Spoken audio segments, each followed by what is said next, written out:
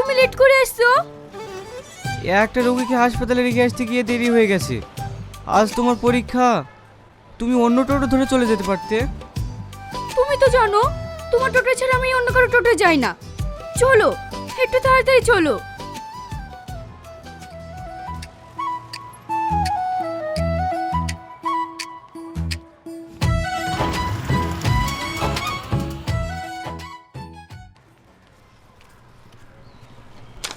আরে CC, রেডটা cover করতে পারলেনি। Cover করতে পারলি তো আমাদের জিত। কি করে দেবে বল? ওর খেলার দিকে মন আছে নাকি? ওর মন তো পড়ে আছে প্রধানের মেয়ের দিকে। আরে স্যার, ও মুখেই বলে প্রধানের মেয়ে ওর হবু স্ত্রী। ও তো শুধু ঘুরে বেড়ায় ওই টোটোওয়ালার সাথে। তা ঘুরবে না?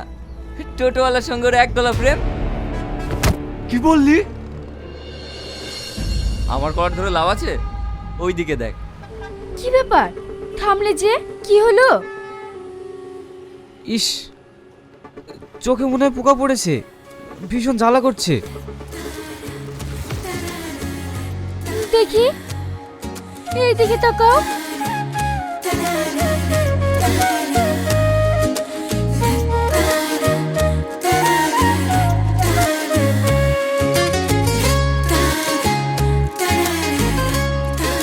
এবার আরাম লাগছে? হ্যাঁ, এইবার ঠিক আছে। সে তো থাকবেই, পোকাটাকে বের করেছে দেখতে হবে। কি রে, তাড়াতাড়ি চ, পরীক্ষা হয়ে গেলে যাবে নাকি? এত বড় স্পর্ধা! ইয়াসিন, থাম, ঘুরে আসতে দে।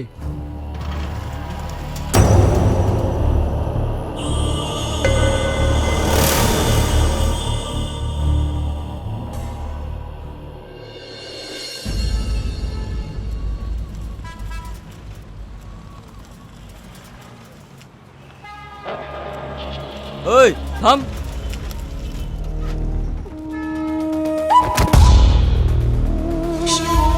কৃষ্ণ হচ্ছিস না? প্রধানের মেয়ের সাথে প্রেম? ওইটাকে জানিস? ওটা আমার হবু স্ত্রী। ওর দিকে তাকালে না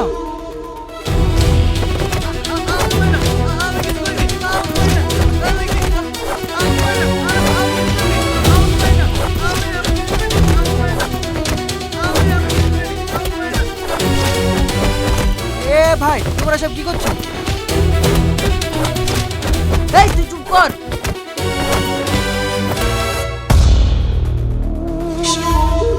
এবার তুই পানে বেঁচে গেলি। এরপরে যদি দেখি না, একবারে খালাস করে দেব।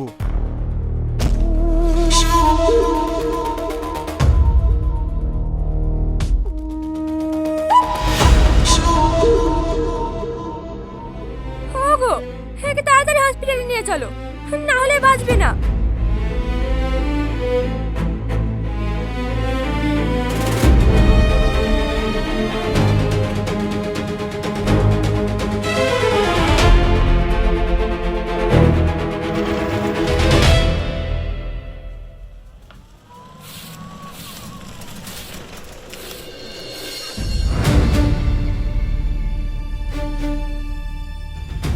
শাহিন, তোমার কি হয়েছে?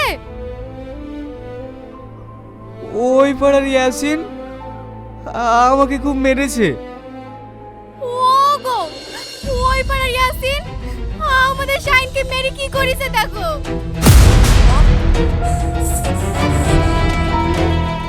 কি? আমার ভাইয়ের গায়ে হাত? তুমি ওকে ঘরে নিয়ে চলো, তারপর আমি দেখছি।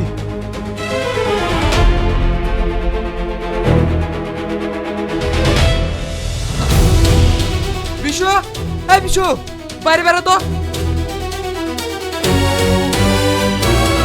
কেন ভাই, কি হয়েছে? আমাদের শাইনকে ওই পাড়ায় ইয়াসিনরা ধরে মেরেছে। কি?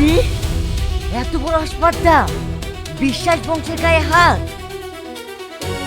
আজ তোর বুঝি দেবো কত ধানে কত চাল। চলো ভাই। এই সব বেরো তো।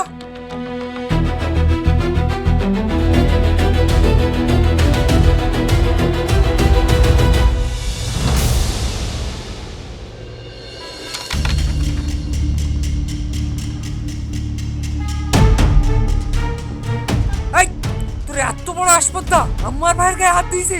এই বাস।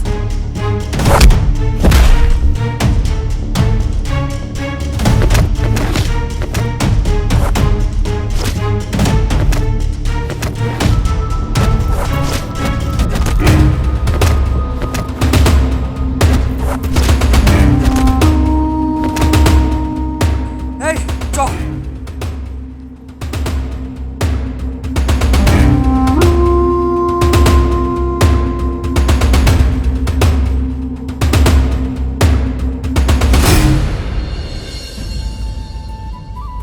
মমতা, কিছু বলবা? আমি একটু দক্ষিণ পাড়ায় গেলাম, ওখানে একটা ছোট্ট আলোচনা আছে। হে চাচা, ওই পারে সেলিম হে আসিনকে মেরে কি করেছে দেখেন। সেলিমের এত বড় সাহস, মন্ডল বংশ ছেলের গায়ে হাত! ইয়াসিন, ওরা তোমাকে কিসের জন্য মেরেছে? আঙ্কেল, আমি আপনাকে সব কথা ভেঙে বলতে পারছি না। এই বুঝতে পারবো না বললে হবে? শোনেন আঙ্কেল, সব নষ্টর মূল্য হচ্ছে আপনার মেয়ে। ওই বংশের সাথে আমাদের কোনো চলাচল নাই, আর সেই বংশের ছেলের সাথে আপনার মেয়ে করছে প্রেম। কি বললি? ওই শালা সেলিমের ভাই টোটো চালায়, তার সঙ্গে শ্রাবণী প্রেম করছে? শ্রাবণী, শ্রাবণী!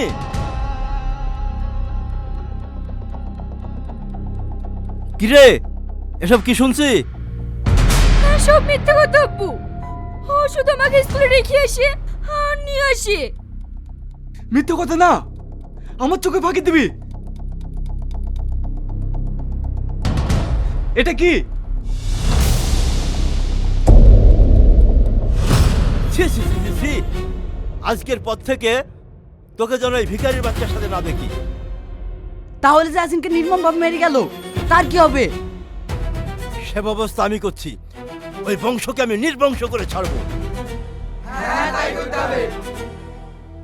এই, তোদের বাড়ি হেসুকিরির যা আছে সব সামনে। আর শোন, বৃষ্টির বংশের যাকে যেখানে পাবি সে কিনে কুপি দিবি, তারপরে যা হবে আমি দেখব।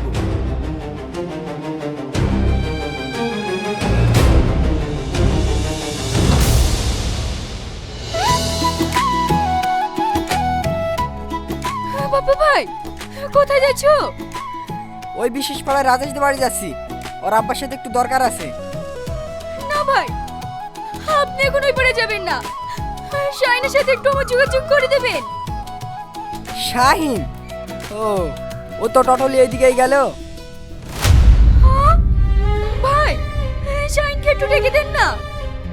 ঠিক আছে, তুমি এখানে একটু দাঁড়াও, আমি এক্ষুনি ডেকে নিয়ে আসছি। আচ্ছা শ্রাবণী, তুমি এরকম ভয় করছো কেন? কি হয়েছে বলো তো? আপনাকে শাইনকে ডেকে আসেন, তারপর আমি সব বলছি। এই শাহিন, শোন শোন।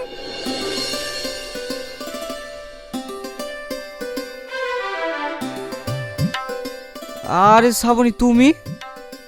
শাহিন, তুমি আর আমাদের মন্ডল পাড়ে যাও না। কেন? হাসিনকে মারাতে আমাদের বংশের লোক সব খেপে আছে। যাকে যেখানে পাবে সেইখানে কবি কেটে ফেলবে। এ তুমি কি বলছো? আমি ঠিকই বলছি। আমাদের বংশের লোকজন রাস্তায় হেসুলা ঠেলে ঘুরে বেড়াইছে। ঠিক আছে শ্রাবণী, তুমি এখন যাও, আমি বিষয়টা ভাইকে জানাই। শাহিন শোনো, আমাদের বংশে যতই বিপদ হোক, আমি কিন্তু তোমাকে ছেড়ে বাঁচবো না। তুমি আমায় ভুলে যাবে না তো? শ্রাবণী, এইসব কথা থাক, তুমি এখন যাও।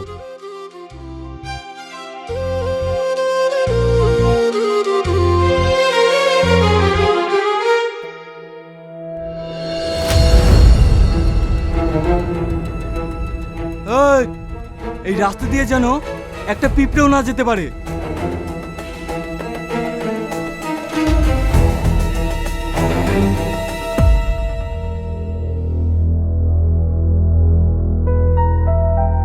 ওই ভ্যান নিয়ে কোথায় যাচ্ছিস? থাম। ভাই, আমার বইয়ের অবস্থা খুব খারাপ, এক্ষুনি হসপিটালে ভর্তি করতে হবে, তা না হলে মারা যাবে। তোরা তো দূরের কথা, এই রাস্তা দিয়ে বিশ্বাস বংশের একটা পিঁপড়েও যাবে না। ভাই, দয়া করে আমাকে একটু যেতে দিন। মন্ডল বংশের ছেলের গায়ে হাত দেওয়ার আগে মনে ছিল না? এই তোরা থাম, প্রেগনেন্ট রুগী, ও তো কোনো দোষ করেনি। দরদে উঠছে। ঘরে শত্রু বিভীষণ, বন্ধুত্ব দেখাতে এসি না, মার্শা লাগে।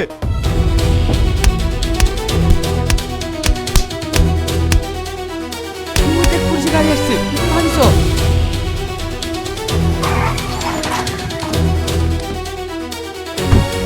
কি হচ্ছে এখানে?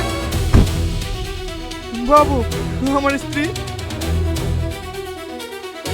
ঠিক আছে, তাড়াতাড়ি নিয়ে যাও। বিকাশ দা, মন্ডলপাড়ায় ঢুকে একটু তদন্তে নিয়ে তো। ঠিক আছে স্যার।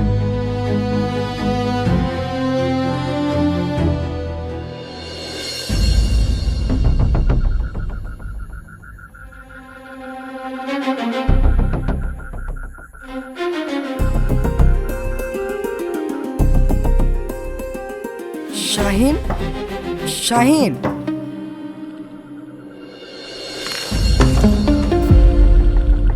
হে বাপ্পা, তুই এখানে কি করে এলি? তোকে যদি কেউ দেখে না, ভেঙে মেরে ফেলবে। আয় আয়, তাড়াতাড়ি ভিতরে আয়।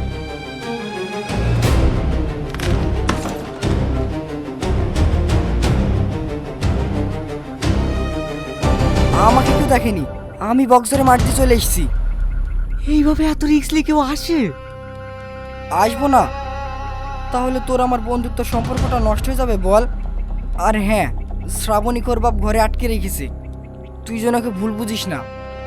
তোর জন্য কেঁদে কেঁদে চোখ মুখ ফুলে ফেলিছে। আর একটা কথা মাথায় রাখিস, শ্রাবণী তোর আছে, তোরই থাকবে। সেটা আমি জানি। ওর জন্য আমি খেতে পারি না, ঘুমাতে পারি না, কোনো সময় ওর কথা মন থেকে যায় না, সব সময় ওর কথা মনে পড়ে। ঠিক আছে, তাহলে তুই থাক, আমি আসছি। থাম, কিভাবে যাবি তুই? যেভাবে এসেছি। না না, এত রিক্সে তোকে যেতে দেবো না। ভাবি, ভাবি।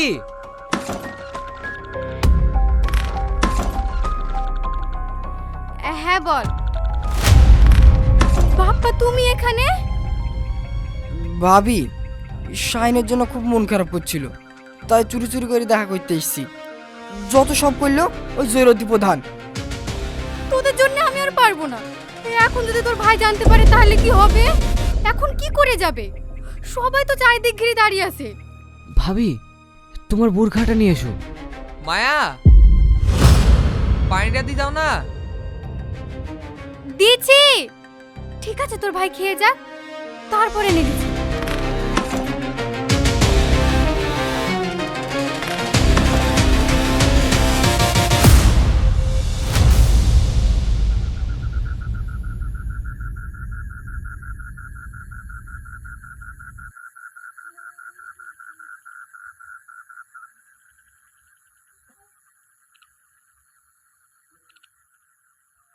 এই কারা রে? আমি ভাই শাহিন। ওকে। খালা খালা, ওই সন্ধ্যা লেগে গেছে তো, তাই ভাবি বললে একটু এগিয়ে দিয়ে আসতে। ঠিক আছে, খালাকে এগিয়ে দিয়ে চলে আসবি, তুই যেন ওই পাড়ায় যাস নে। ঠিক আছে ভাই।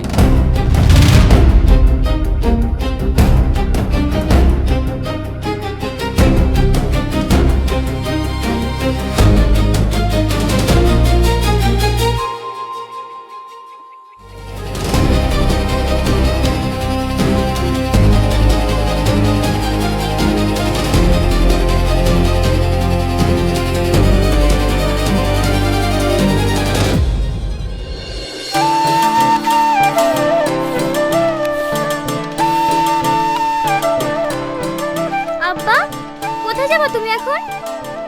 একটু মন্ডলপাড়ার দিকে যাবো। না, তুমি ওখানে যাবে না। ওদের দুই বংশের মধ্যে প্রচন্ড ঝামেলা চলছে, ওদের মধ্যে তোমার যাওয়ার দরকার নেই। সে ঠিক আছে, আমরা হলাম মোল্লা বংশ। মোল্লা বংশ একেও নাই প্যাচেও নাই। আমি ঠিক চা খেয়ে চলে আসবো।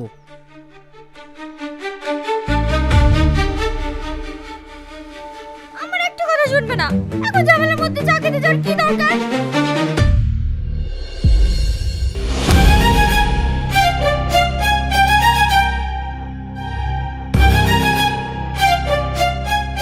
সেলিম ভাই, এইভাবে হাতে চুরি করে বসে থাকলে হবে না। শালার বংশ কাজ নির্বংশ করে দেবো। শালার রাস্তা দিয়ে একটা রুগী পর্যন্ত দেখতেছে না। না না, অত মাথা গরম করলে হবে না।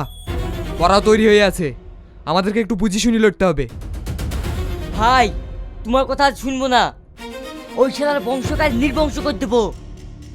এই হেসুলাটলি বের পর, শালারা মায়ের দুধ কত হয়েছে দেখবো।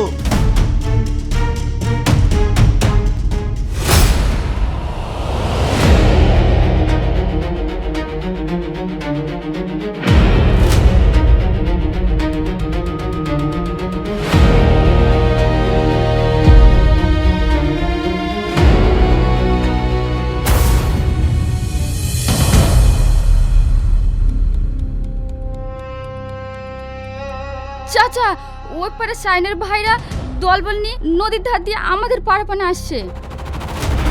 তাই এসে যাবে কোথায়? আমারও লোকজন সব রেডি আছে। এই শোনাই, আমার লোকজন নিয়ে সব বেরিয়ে চল। ঠিক আছে কর্তা বাবু, আমি এখন সবাইকে ডেকে নিয়ে যাচ্ছি।